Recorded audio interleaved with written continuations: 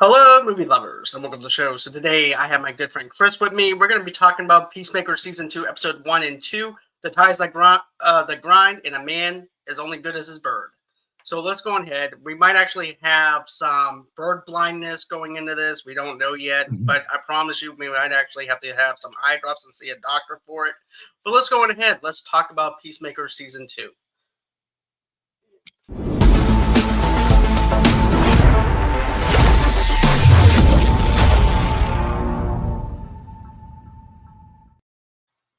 And hey, man, welcome to the show. Hi, it's great being back. Thanks for having me. You're welcome. Yep. This is actually your second appearance on here. I know that we did the studio and we had a good Yeah. time with that. So we're like, hey, let's go on ahead. Let's try to do Peacemaker. So I have to say, I enjoyed Peacemaker season 1. And then going into this, I was like, okay, I wonder what we're going to be getting as far as a season 2. What does it look like? Are people still going to be hyped for this? Because this came during the pandemic of the pandemic. So I wasn't sure it was going to still have that same hype around it that it did back then. But some people are still talking about this show, and some people really still love it. But I was not expecting it to have a different intro, and at first I'm not feeling the intro for it because I love the very first season of it, and I'm like, do I like this? Do I not like this? And then once I started listening to it, I'm like, wait, this is Easter eggs into the other episodes and stuff. So Yeah. I'm like, okay, I kind of like this now. So what's your first initial thoughts? Well, it kind of threw me off for the whole dance and everything, but I really enjoyed it. I kind of it was unique and it kind of grabbed. It was an attention grabber, really. I agree. Did you like the song at first, or how were you feeling the song for the intro or You anything? know, What was your at first I was thinking I was more looking at the dancing and stuff, I think, and then I went back and I rewatched it, and then like the music was like, yeah, I kind of like this.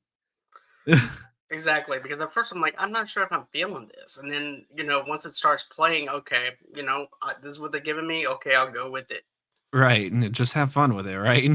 Exactly, because that's exactly what this is. It's just one of those TV shows that you can turn off your brain for a couple of hours and just enjoy Peacemaker without taking it too seriously. Because if you're going into this thing thinking that this is going to be like Superman or anything like that, the whole entire tone is different for this show. And Yeah. not only that, but if you're looking for something that is going to be a lot more serious, you're going to be disappointed in this. What you see is what you get with Peacemaker, and that's Yeah, something that I really like with it. you're not gonna have a Titans feel to it or a Gotham feel to it. It's gonna be a little different and a little more I don't know, fun-ish, I guess. Exactly. I think that everybody knows their roles. They know what they're getting into, especially with James Gunn doing this. Yeah. So, you already know that this is actually going to be one of those shows that you don't have to take seriously because of James Gunn. Yeah, and I think, you kinda, had that opening too because, it kinda sets it apart from the new Superman movie that just came out too. Right. Exactly. Yeah. Yeah, it was great. And then, did you catch the recap? The changes in the recap? No, I didn't see the recap of it or anything. Okay, so there was the recap at the beginning of the first episode. They actually changed out the end of season one, where all the heroes appear at the end. At the end of season one, you had the Flash, Superman, Oh yeah, okay. and now it's all the characters from the new Superman. Right, which actually makes sense because they didn't want to have the confusion of the DCEU Right, going into this. They want to do a total entire separation from the DCEU, and this is actually the DCU now. right. And what I have to say about this is I like the fact that it takes place 3 months later, and everybody's facing their own battle, well, their own things. Right? You have Peacemaker who's trying to try out for the superhero gang. Yeah. You also have uh, Amanda Waller's daughter who wants to be like a private eye PI person or Hmm. agent. You also have Amelia Harcourt who ends up where basically the military is telling her, hey, look, we don't need you anymore. Your services are no longer required. And she's trying to fit into a society that does not even want her. or anything, and she doesn't know what she's like Major Pain. If you think about it, it's like all she knows is war and how to be angry, and if she's not fighting, she's going insane. Yeah, she's that hardcore agent that's all she's trained for and really knows and was working towards. And not having that fight uh constantly just kind of is wearing on her. Kind of like soldiers coming home from war. Exactly. But what did you think the whole entire thing about Peacemaker wanting to join up with the Justice League gang? And then I like how everybody's coming out of there crying because they didn't make the cut. And at first, like, okay, they're just devastated because of the fact that they didn't make the cut or anything. And then you find out that the microphone is busted, where he's putting on the taking off the mute and then The intercom, yeah. then you realize, oh, everything that they're saying behind these heroes' backs, or the people that's trying up this gang, they can hear, and it's like the most awful things that they are saying about them, like the camel toe thing, and also the thing about Chris. He goes, "Oh, he's boring." Another one about his dramatics. Oh, I want more popcorn, and my butt's starting to look a little big. Yeah, I didn't catch it the first time. I watched it 3 times because I enjoyed it, right? And I also wanted to keep it fresh. I didn't notice Bunny Girl running out at the beginning, and then the comments at the end of the interview when Peacemaker had already left, it's like, how many times did I say that? How many times did I comment on? Yeah. I was like, oh my gosh, that was great. And then Guy, it was like, no, I didn't set it up. Such a typical Guy moment, right? Exactly, and that's what I like. I like these moments with Guy, and he's just being a smartass and everything stuff. Yeah, I love Nathan Fillion. He has been great in the new series. He was great in the Superman. He's been great so far in this, and he's doing this on top of doing Rookie. Yep. Yeah, and he's such a great actor. He is, and I think that you need someone like Nathan Fillion to play this role because he's just knocking it out of the park with this, and he's able to bounce off of Peacemaker in a sense with the humor and things like that. Yeah. He knows exactly what Guy Gardner is, and he's setting the tone for what the show is. So I like the fact that we have this whole entire thing where we're introduced to him in Superman, and then we have more of him going into it, and it's more of him busting balls even more. But he can actually do it a lot more freely because it's not a PG-13 movie, Right. so he's able to just let it. This like Guy Just let Gardner, it go. right? This is like Guy Gardner uncaged. Yeah. And just letting him off the handcuffs and just let him do whatever he wants to do. Yeah, it's great. It was good seeing them in this, and then what parts did you enjoy? So the thing that I have to say too is like when Chris comes out, he goes, fuck this gang. I don't want to be in this. They're a bunch of dicks." He's a dick himself, but yeah. And then he's like, I don't want to be part of their stupid gang anyways. Yeah. And then I like also too where you also have Amanda Waller's daughter who shows Chris the card that she has. He goes, "Who the fuck is that?" Goes, "That's me." Oh, that's me. No, that's not you. Okay. Sure. Yeah. We all do that though with our avatars though. That's what it reminds me of. It's like we want to be like that big bulky guy with the muscles and abs and stuff. Exactly what she wants. She wants to be that petite, muscular kind of girl that can take charge. And that's what she sees herself as. Reminds me of Brad Paisley's song Online, where every time he goes online, he loses another 10 pounds and grows another foot or something like that. Right. Yeah.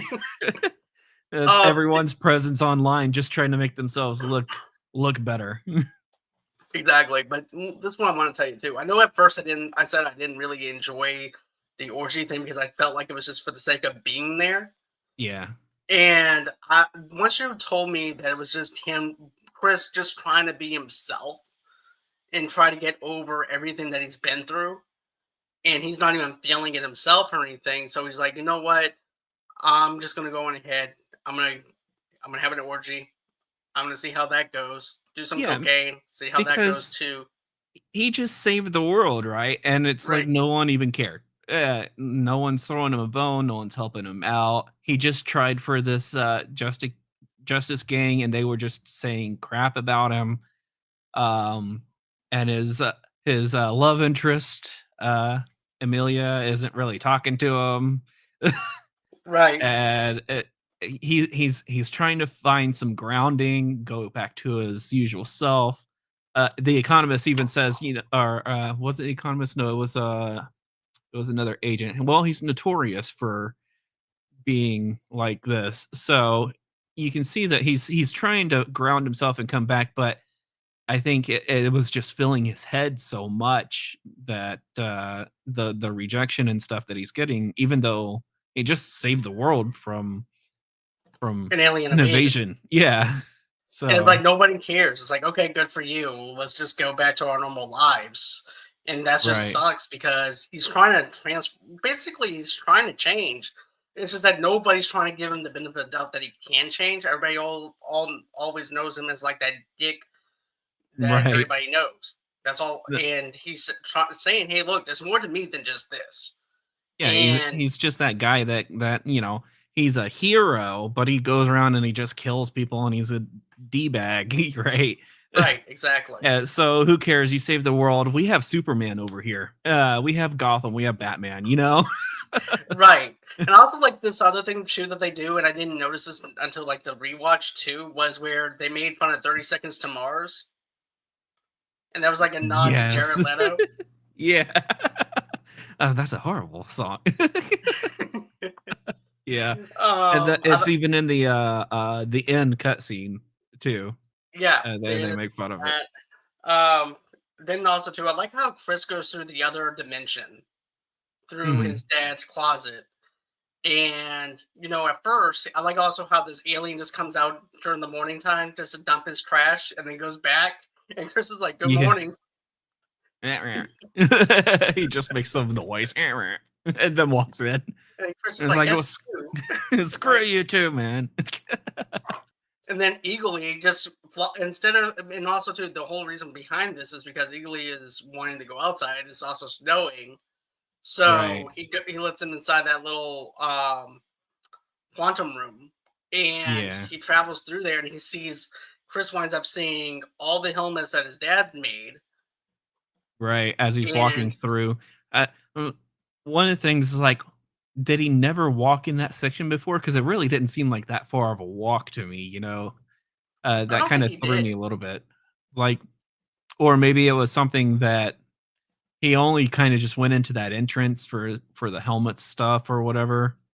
I, Um, I think that was more like, this is my norm. Like he said, this is his normalcy because he always had it.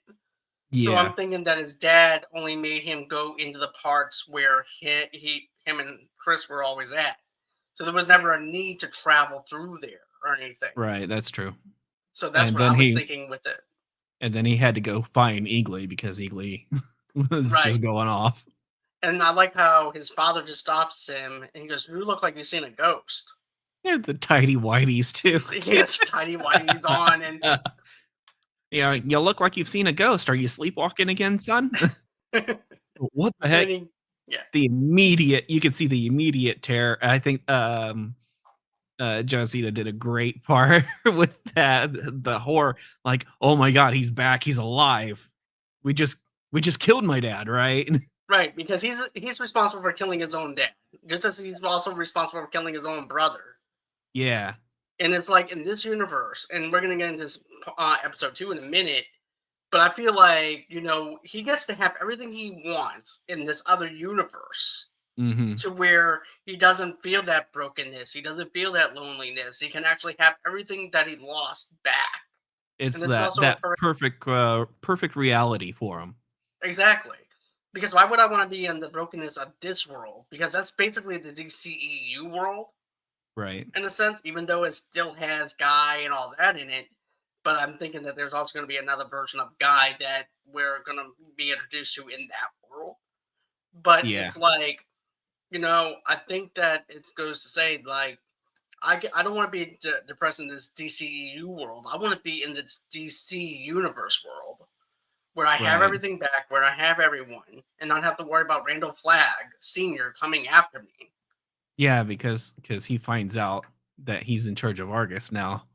Yeah, he's in charge of Argus. Not only that, but he's also just found out that he killed his own son. Yeah, Flag just found out. What was it like a few months back, according to the show? Yeah, I That think it was like 8 months back, if I'm not yeah, mistaken. yeah, But because Economos had to get him the paperwork. right, and he goes, "How am I locked out of my own files when I'm the acting boss of this facility?" Right. And John's like, "I don't know. It just happens to be like that." Yeah, it's just well, now you're in charge, so I guess you get the papers.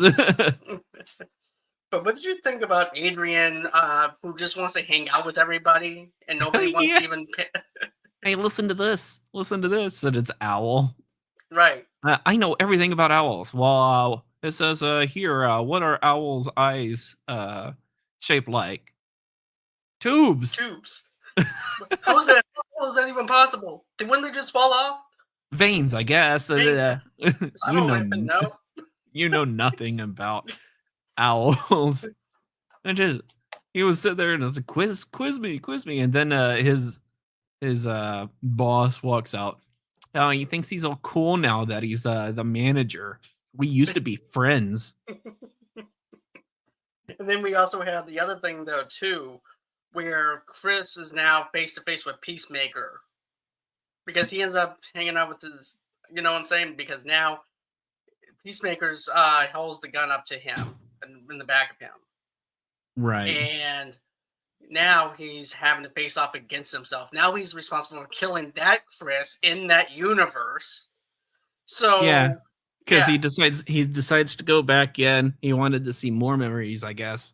And right. then he walks into his room, and then he got that Peacemaker right back to the back of his head, and was like, "Who are you? And what are you doing here?"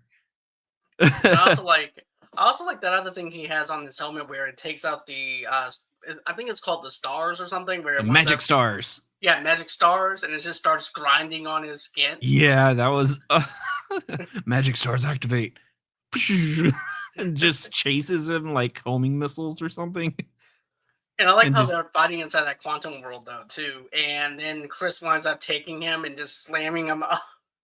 yeah, the hitting the booster pack and just man, Chris has like the worst luck. Like really, when it comes to stuff, I mean that was just precisely put there just for him to mess up and launch himself into it to kill his double. Right, his doppelganger. But I Yeah. do I do think that now my question is this, do you think that he'll stay in that universe or do you think he's gonna try and play both ends where he's gonna cross between the two of them? Um, I think that he's gonna try and cross between the two. Um, and really, I say that because at the end of episode 2 for the coming up next time, Mhm. it kind of shows a little bit of him trying to do that, I think. Um, so there's a little bit of cheating there, I guess. But It's okay um, because I don't ever watch. It's very rare that I watch like the promos and stuff like that, and that's why right, I make speculations. Up until this Dexter episode that I've done, like I 1 through 8, I winded up watching the promos for that and the coming attractions for that. right. But then with this, I'm just gonna go straight into it without even watching anything. Right. Yeah, I used to just watch the show and be done with it, but since I started more in the film industry and stuff, I was like I watch the credits, see if anyone I know is in there. It's pretty cool. Because it's fun to see a friend pop up every now and then. Exactly. And I then got you. I caught the coming up next after episode 2. So so yeah, So I think he'll be trying to he'll try to play it back and forth. Uh, and I think it'll probably be one of those stereotypical kind of you can't really do that kind of moments. Right. But Because yeah. it'll be interesting to see how it plays out. Yeah, I definitely agree. I'm interested in seeing how he's able to do that. If he's able to double down on both worlds, but at the same time, though, you have Randall who's over there trying to hunt him. So it's like, why Right. would you want to be in this world when you can just disappear and be in this other universe? And like, you can pretty much, it'd be pretty cool if there was like a way to destroy that part of the door to where he can only be in that universe and nobody else can get to him. That would be interesting. But then he wouldn't be able to come back to his friends, and I think he's grown a little bit of attachment to them. So That's that's true. probably why he'll hop back and forth. Because I mean, he's pretty decent friends with Leota at this point, you know. Right. Um, and Especially when we seen them on the rooftop dancing and stuff yeah, and and just having a shooting. good time, and then Adrian, I think is starting to warm up. He's starting to warm up to having Adrian around a little bit, even though he's awkward. It's very awkward, and then also too, he's over there trying to throw the beer over to John. He's Like, like, bro, "Okay, one more time." just walk it over. John obviously can't catch. After the third beer, I'll be like, "Look, I'm just gonna hand it to you," which I don't blame him for doing. I'm like, Right. After was it Amelia told him, was like, just hand it to him. Just please stop wasting the beer. the other thing I wanted to talk to you about was like, what did you think of the whole entire bar fight in episode one with Amelia though too? Because I thought that was pretty badass. She managed to handle herself inside the bar, and then all of a sudden you have these other guys just blindsided her and just wailed on her. Yeah, I think she's going through sort of the same thing Chris is, you know, with the rejection. We discussed earlier. Right. She's not really part of Argus anymore. And I think she just needed to feel something, and this guy just provided that opportunity because he was being kind of a sexist kind of guy. Um, and she with her witty responses just started the whole fight, and I think she just needed to feel something in that moment. And she's so used to fighting, so she needed that fight. And you could tell at the end of that fight when she's laid out in the parking lot, she has that smile. It kind of gave her that edge, saying she's still there. Right. Exactly. And I definitely like it. I think that you need a little bit of that hard edge, but I think that also too she realizes too that she also needs Chris because he's Yeah, also going through the same things that she's going through. she just doesn't want to admit it, right? Right. Exactly. Because she's not good with relationships. Neither is Chris, which is also another thing that they have in common because he's Right. just now warming up to everybody as well. So we have that counterbalance of like, with Chris, he wants to have he's just now starting to have friends. He's starting to have relationships with these people whenever he didn't want anything to do with them in season one. And he Right. just drew that bond, like you said, and now they're together. And he's like, nothing's gonna break us up. And then I at that think moment, you have all these agents that are trying to break into his house to get in, go into that quantum room. I think really he was just so used to working alone in season 1, and that's why he wasn't good with the relationships and stuff. But as we've gotten to know Peacemaker, he kind of needs that relationship. So that's why he's a little more open to it because he realizes that. But Amelia, she doesn't really want the relationship. She wanted more of the work stuff. So she really didn't pay attention. So it's kind of harder for her to come to that. Um, Right. But I do like the whole entire thing about the blind bird thing that the agent has. bird blindness. Yeah. Bird blindness. And my wife looks at me and she goes, "Is that stupid clip that you showed me that you were watching?" like, What like, is that? A yes. parrot? What's with the parrot? And I was also too about how they're showing his POV though too on what he's seeing. He goes, Yeah. "That's a big mother effing bird. I don't know what I'm looking at, but it's big." I don't, Hey, Agent Titties. I don't know if that's what he said, but I don't know if he called her in there to look at it or whatever. But it's like, hey, you need to take a Yeah, look at this bird. yeah. Titties, get over here. He Oh also my gosh. called, and then he also called barely legal. He called one agent barely legal because he kept Barely on being legal, Pony Boy, and then settled on Q Pie. Cupid was the other one, and then where was the other thing? And Mexicali. then, yeah, Mexicali was the other one. Yeah. you can call us that. Because yes, I can. How else am I going to remember you guys? And then I like I how he don't also know tells about our John, "Do names. not touch anything. Do not do anything." He goes, "Okay," and then starts typing his keyboard and starts looking at him. Right. And then my other favorite thing too was whenever you see Amanda Waller's daughter, which is Lee, and Chris and her are both talking. He goes, "How the hell do you have a quantum thing inside your house?" Because I always had one, just like how you're always how you're a uh, Christian Scientist. Christian scientist. Because that's not the same thing. Yes, Yeah, it that's is. Because absolutely not the what same are thing. you then? I'm a Methodist. Well, same thing. I don't even know what that is. You cannot compare having an interdimensional door to being a Methodist scientist. I'm like, what? The back and Yeah. forth is great. I mean, they And then don't miss a she's, beat with it. I really feel the connection between everybody. are you having a And breakdown? I don't know. I don't know. I don't know if I'm having a breakdown Yeah. because he ends up just snapping at her, and he's just like, "Whoa, okay, Yeah. Chris." But you also have Adrian that comes in there to try to clean up the mess. He goes, "Wait, when did you have an orgy? Why and And you why didn't wasn't I invite. invited?" Why do you sound angry? You can't pretend to not be angry and sound angry. He goes, "I'm not angry." Yes, you are. And then I like how they're over there destroying the doppelganger body and stuff too, because Chris is also Yeah. trying to get rid of it. They wind up chopping the body up, and then the aliens trying to come out of the door. And Chris doesn't get the fuck back open in his door. That, and if you watch it, Chris is like, he's like sad and like frustrated and grossed out while he's cutting his doppelganger up, and Adrian's over there has got a big old smile on his face, having a grand old time.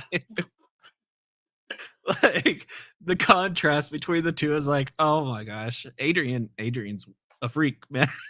Avery's happy to be there, just to be a part of anybody's life because he Right. feels like he's needed because he wants friends. That's what Yeah. I'm. It's like, okay, yeah, I'll do this for you. Not a problem. We're friends, right?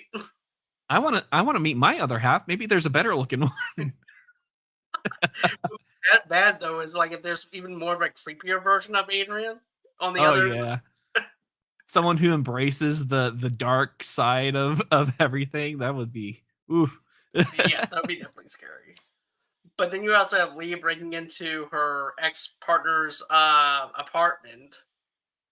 Did she really break in, or did she use a key? She used the key. She had a I key. mean, yeah. But okay, picture this: if your ex breaks up with you, and all of a sudden she just enters your house, starts petting your dogs, Yeah. Yeah. and that would be breaking. Even though she has a key, she's trespassing. She's also being creepy. She's not letting things go. I would be asking for my key back. Right. And she never asked for the key back either. No, After that. Um I It's weird. Like, they're broken up, but are they really? Are they trying to, like, I know Leota's trying to get back, sort of. I think the whole issue. Hold on a second. We have a comment. Let's see here, Jay. How long were they broke up? How long were they broke up? To be honest with you, I don't know because of the fact that they said it was only been like 6 months later. I think it was So, 3 months. so about 3 months essentially. Yeah, I think it was 3 months. I think where we started was 3 months after Yeah. the event. So at least 3 months, I think. Yeah, about 3 months, and then 8 months on the second episode with Rick Flag. There was a few like time jump arounds, so I didn't really keep track of it that much, which I Same probably should here. have. But It I'm was pretty more. sure it was close to 3 months. But I'm with you though. I think that what it is too, Lee is so wanting to still be an agent. You know Yeah, what I'm saying? And she's basically wanting to follow the footsteps of Amanda Waller. And Lee's partner is like, look, you cannot. You need to do what you makes you happy, and not what your mother did. Basically, right. you know. And she doesn't understand that Lee sorry. 3 months. She could have changed the locks. Yeah, Jay. Yeah, that's true. She could have changed the You're locks. right. I think Lee, she's not really wanting to do what her mom wants. She wants to do her own PI kind of stuff, and I just think she doesn't understand that that's the route she wants to go. She just thinks she wants to follow what her mom wants, and on top of that, there's the whole danger factor as well. I mean, you're in a hero universe, right? Exactly. So, especially hanging around Peacemaker, somebody's gonna die. Yeah, and Chris is one of those types too, where something accidentally happens and he winds up accidentally killing somebody, not meaning to kill anyone. Right. But with Rick Flag, and here's the thing: I love the actor that plays Rick Flag. I like Uh-huh. him in Tulsa King. He's just a great actor. But to see him play this role and him wanting that vengeance for his son because of things Right. that happened in the Suicide Squad movie, and you know, I'm wondering, like, later on if it's going to be like, okay, well, you screwed up, you killed my son, I'm still pissed at you, but there's going to be some type of conflict where something comes in to where he has to work with Chris. Right. There's gonna have to be something, probably a villain or something from the other dimension sneaks through or something. Right, I because if you think of it like this, Chris, like, if you're playing both sides of this, if you're trying to go through different doorways and play both sides of the coin, something's going to get through that door. Yeah, and if there's one door, there's probably half a dozen other doors, right? Exactly. Who knows how many doors are in this dimension? Right, and who's to say that alien won't accidentally go to somebody else's door and open up that door, even though that's his home or something, for example. Right. But there's no Yeah, set rules with that. it'll be interesting to see how it plays out, and I'm excited for it. And I wonder if there's going to be more Suicide Squad little cameos here and there too. I'm for it. I'm for some cameos from the Suicide Squad. I would love to see it, especially the James Gunn one. Not so Yeah, much as the DCEU one, but yeah, I just love what James Gunn did with the Suicide Squad and the tone that he used for it. It was perfect. Um, but I do like the fact that you finally get the brother, the father, and all them sitting around and they're joking around, and it's this father and son bonding time that yeah, Chris missed, and like I said, he has the best of both worlds now. He doesn't have to be depressed. He can go. It's like therapeutic in a sense, where he can go in there, go to that universe, have a little bit of therapy, walk out, and then go back into his other world and be with his friends. if only we could all do that, right? Right? I would love that. Yeah, and like his dad's not like a full on rights prince racist, as far as we could tell, so far in that other Right. He looks like universe. he's very normal. Like he's not hostile or anything either. Like Yeah, how edgy he was in the first season, and right? there was a trophy in the book lounge library where it said the best hero trio, or so they're living it up like actual heroes. But also Chris also took his ex-girlfriend's phone, took that doppelganger's phone Oh, the for his. doppelganger's phone, yeah. Yeah, he took the doppelganger's phone and started messaging the. Yeah, it So started messaging. Well, there's no signal in this dimension, and then as soon as he goes to the other one, it sends. Yeah, but still. he's still trying to get that love from Amelia, but he's going through the uh, doppelganger's love life, which that'll be interesting to see how that plays out.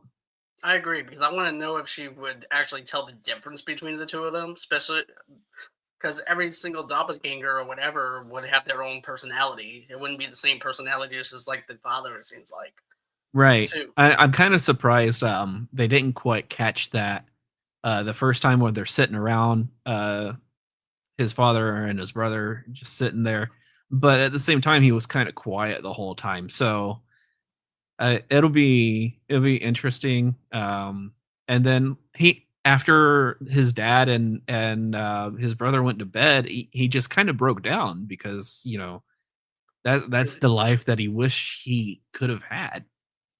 right, and that's what I like about it is the fact that he's wanting this family to be united again, and now he has that chance. And I just thought that was just very moving for Chris, and just to let it all come in. I think that's what it was too. Is not only the shock, it's like I'm getting to be with my dad. I'm getting to be with my brother again, and I Yeah, get to live in this moment. And I don't know how long this moment might last, but at least I'll get to be here.